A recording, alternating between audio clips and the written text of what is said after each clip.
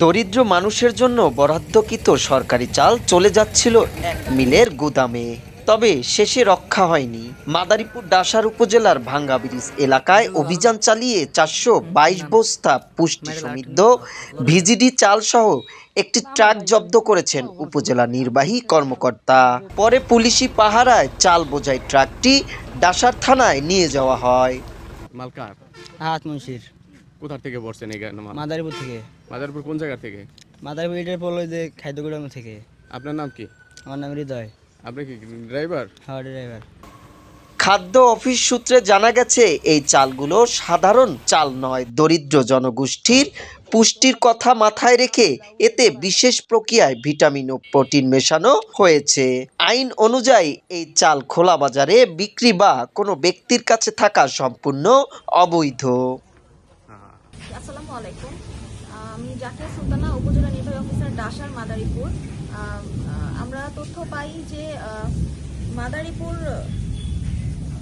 সদর উপজেলার যিনি ভারপ্রাপ্ত কর্মকর্তা আছেন খাদ্য গুদামের, উনি একটা ডিও অর্ডার আর কি দেয় হচ্ছে মুন্সি রাইস অ্যান্ড বয়লার মিল মোহাম্মদ আহাদ মুন্সিকে, যে উনি এই 53 টন চাল হচ্ছে রাজৈর মাদারীপুরে নিয়ে যাবে।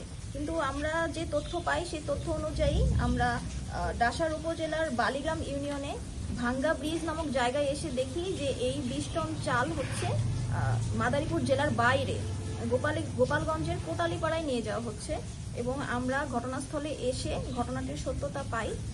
এখন আমাদের যে আইন আছে সেই আইন অনুযায়ী আমাদের এক জেলার চাল আরেক জেলায় আসলে যেতে পারবে না। যেহেতু মাদারীপুরের চাল গোপালগঞ্জে নিয়ে যাওয়া হচ্ছে, তাই আমরা চালগুলো আমাদের আইন অনুযায়ী জব্দ করব এবং যিনি হচ্ছে এই ঘটনার জন্য দায়ী তার বিরুদ্ধে আইনগত ব্যবস্থা নেওয়া হবে। এদিকে ঘটনার পরপরই চালের মালিকানা দাবি করেন আহাদ মুন্সি নামের এক চাল কল মালিক। তার দাবি, গোপালগঞ্জে নিজের মিলে নেওয়ার জন্যই তিনি এই চাল পরিবহন করছিলেন। তবে সরকারি চাল কিভাবে তার দখলে এলো তার সদুত্তর দিতে না পারলেও অনুমতি ছাড়া চাল বের করা ভুল হয়েছে বলে স্বীকার করেন তিনি।